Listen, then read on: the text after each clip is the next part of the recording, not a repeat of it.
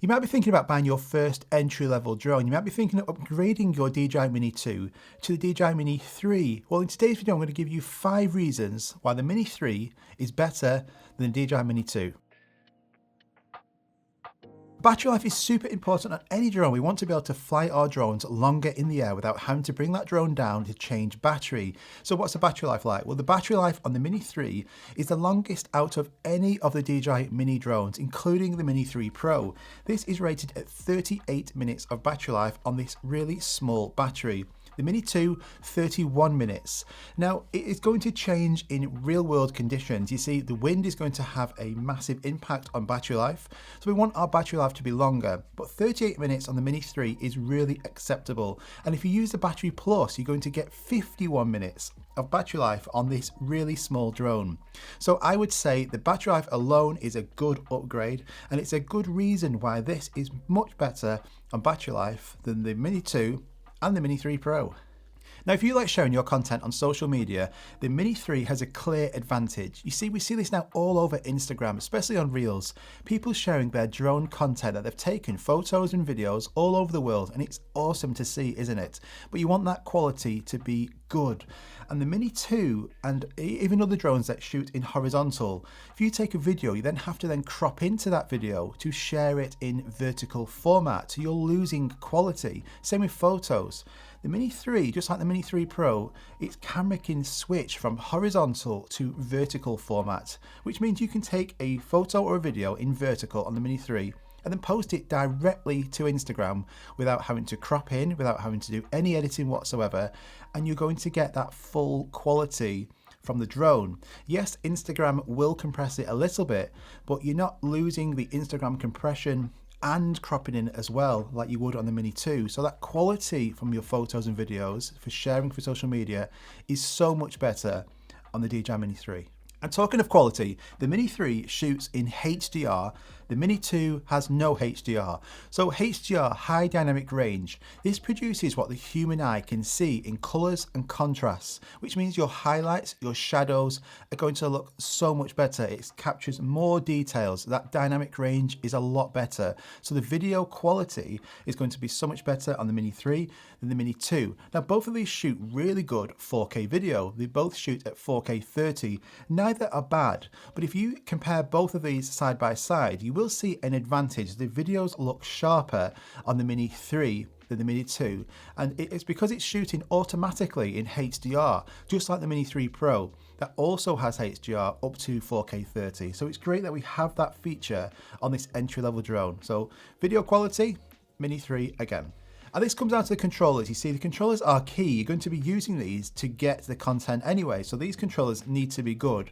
Both of them are good, but the DJI Mini 3 works with the new DJI RC. There's 700 nits of brightness, the screen's built in.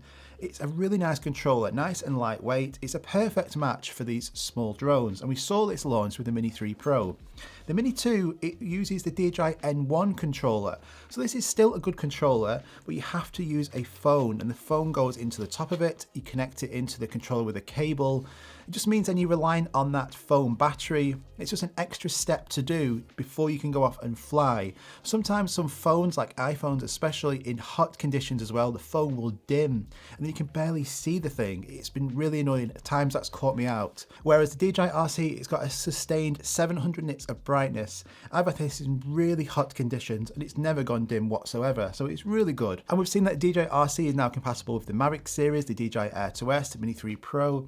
So it won't work with the Mini 2, so that's a consideration. If you want to get this new controller, it won't work with the Mini 2, so it's an advantage with the Mini 3.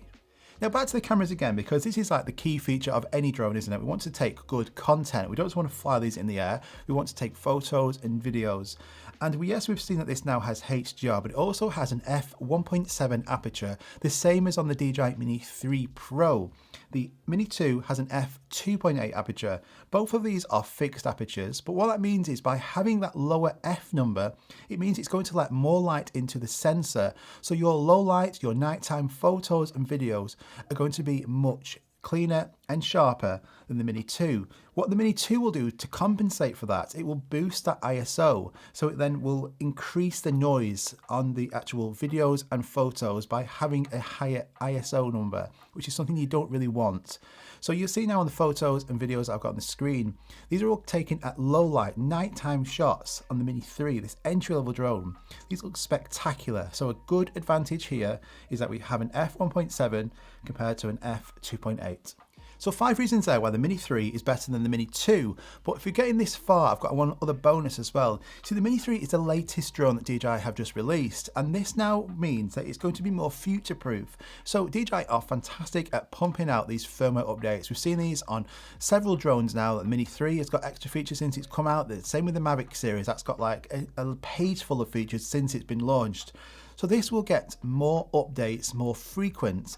You see, Mini 2 now is quite a couple of years old. It's not going to be pushed out with these updates just as much. So we might see more features added with the Mini 3, fingers crossed. But at the moment, this is going to be the drone that DJI are going to be focusing on as this entry-level drone. So if you are wanting an entry-level drone, this is one I would recommend as well.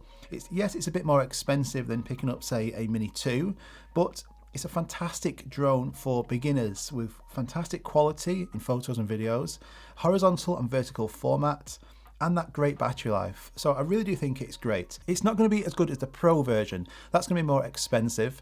I'm going to do a video in the next couple of days to discuss how the Mini 3 Pro is better than the Mini 3. So if you're interested in that, just stay tuned. Make sure you subscribe so you don't miss out on that.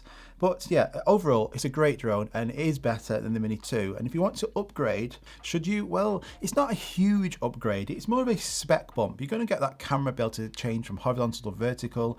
The camera is better. It's in f1.7 now. So yes, it has a lot of nice features. It's basically like camera phones. It's like going from an iPhone 13 to an iPhone 14. Is it a significant difference? Not really, no, but it is better. And that's basically what the Mini 3 is compared to the Mini 2. The huge upgrade would be to a Mini 3 Pro, but that's going to be based on budget, isn't it? That's going to give you more features, more spec. That's going to be a great upgrade, just like it would be upgrading from a Mini 2 to a Mavic series.